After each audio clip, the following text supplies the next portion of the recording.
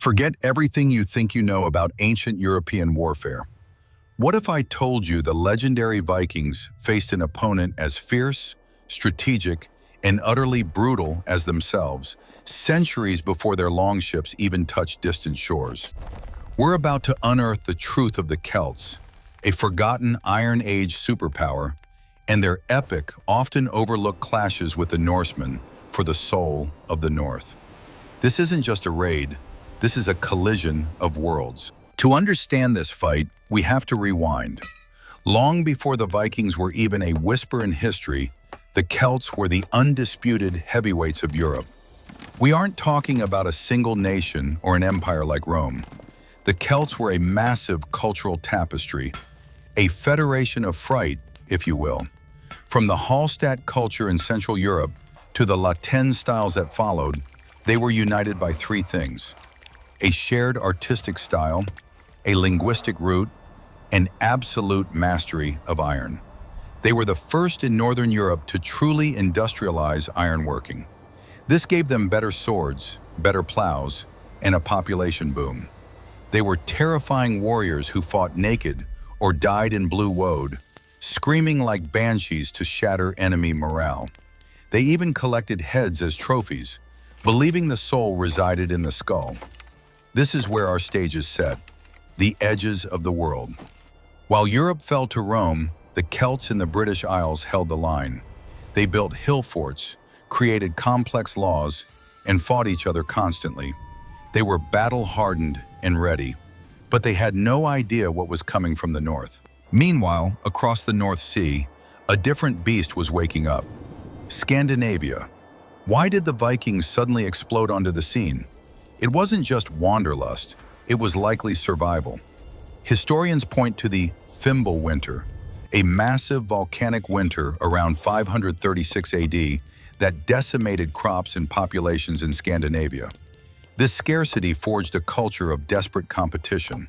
If you wanted land, you had to take it. And to take it, you needed technology. Enter the longship. This was the spaceship of the Dark Ages. Shallow draft, overlapping planks, capable of crossing oceans and sailing up shallow rivers. This tech unlocked the world.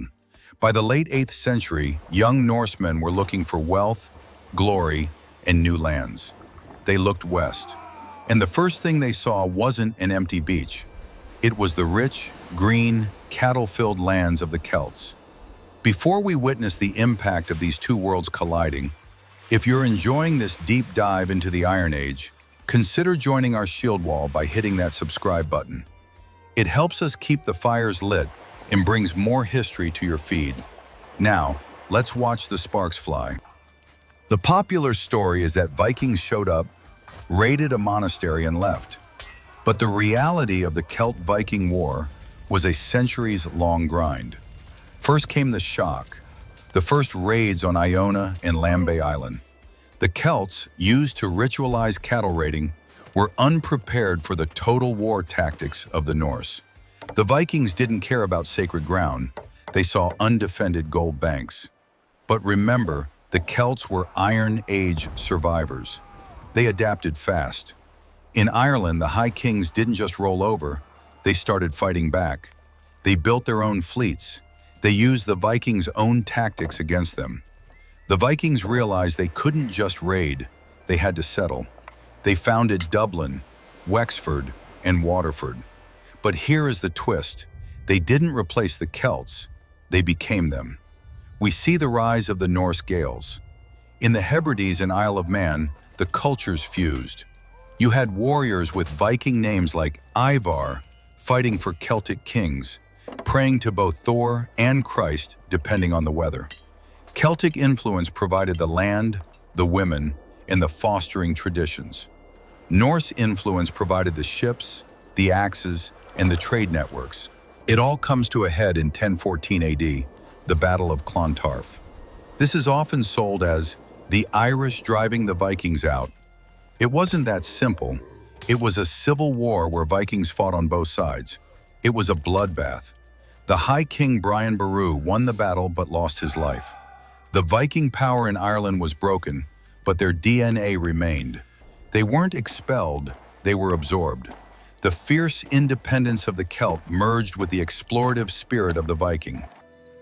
So, who won the clash of the Iron Age cultures? History tells us it was a stalemate that turned into a marriage.